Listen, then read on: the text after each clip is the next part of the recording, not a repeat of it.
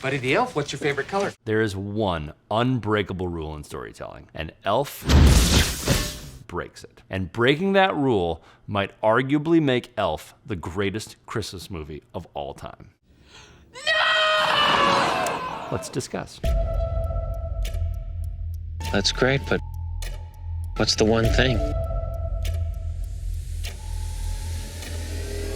All right, let's do this. So what is the unbreakable rule? Simply put, our main character has to change their beliefs. Yes, it is. No, it's not. Yes, it is. No, it isn't. Because that's what a good story is. Stories are about change. And if our main character knows all the answers to the mysteries of life, then we're really just watching them go about their day. Maybe your day is really cool, but it had better be Ethan Hunt level cool, or no one's gonna care. Because we want to watch movies about flawed people who choose to get better, or get wiser, or learn something new about the human experience that they then share with us. Think for a second about your best story. Think about the story you tell at parties that show off how interesting you are. He took my house, I took the RV. Or make people laugh. Don't make me laugh. I'm betting that story starts with, I was such an idiot. I was such an idiot the other night. and then this thing happened, and I learned my lesson. But Buddy the Elf doesn't change. Sure, he's a fish out of water wherever he goes, but his spirit is indomitable. He believes in kindness and joy and the miracle of Christmas,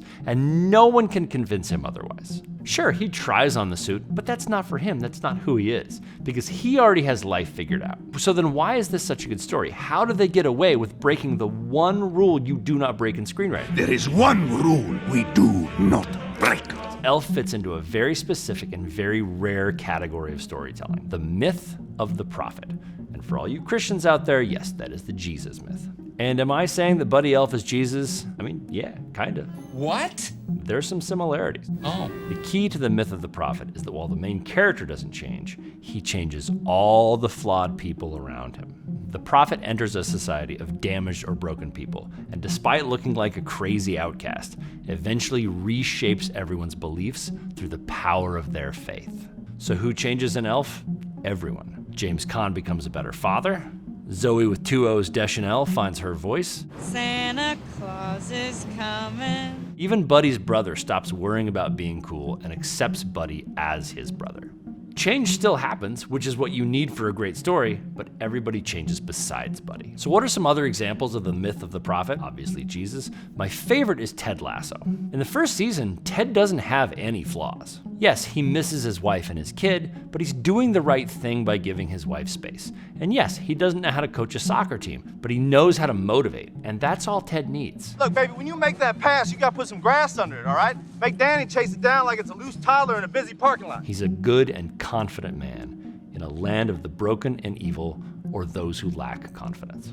He fails miserably. And despite looking and acting like a crazy outcast, Ted eventually inspires change in everyone around him. Ted Lasso takes a bit of a turn in the second and third seasons, and they're not my favorite. So I'm just talking about the first season when I mentioned Ted Lasso. My deep dark secrets. And I don't know why the writers decided to make that decision, other than if everyone is now perfect, what story is left to tell? Are you okay? Fair enough, you have a hit, keep going. But I don't know, season 2 and 3, they're just kind of meh. So why is the prophet myth so rare? Elf was successful, Ted Lasso was successful. Congratulations! Why don't we see more? It's hard to find a world or a character that fits the myth in such a profound way. There's only so many iterations of a Jesus or a Buddy or a Ted. Here's the structure. In a land of sinners, enters the righteous Son of God. In a land where Christmas cheer is failing, enters one elf man full of Christmas spirit. In the land of the downtrodden, enters a fool with confidence. In a land of broken homes, enters an alien who wants his family. Everything on the right is a pretty far out character, and that's what makes it a good prophet myth. A flawed people and a fantastic character. I just want to stop for a second and ask a question directly to the screenwriters. Why'd you have to do Charlotte so dirty? I'm Charlotte Denon, New York 1. Every time I watch this movie, I'm like, that poor girl just doing her job just gets endlessly shit on. Sorry to interrupt your first big news story, Charlotte. Charlotte Denon wants a Tiffany engagement ring and for her boyfriend to stop dragging his feet and commit already. Charlotte, I hope you got everything you wanted out of life because you seem like a good person and you didn't deserve any of that. Seriously. So that's it. The one thing you can learn from the movie Elf is the myth of the prophet. Ow! and the formula for how to write one of your own. In a land of blank enters the crazy opposite of blank, who changes people with their spirit and faith. Thank you for watching. Please like and subscribe if you found this helpful or interesting. Let me know if there's a writing lesson you learned from a movie or TV show, and let's highlight it. Thanks again, and if you're a storyteller and you learned one thing today about the art of writing, I hope it was with me. That's great, but what's the one thing?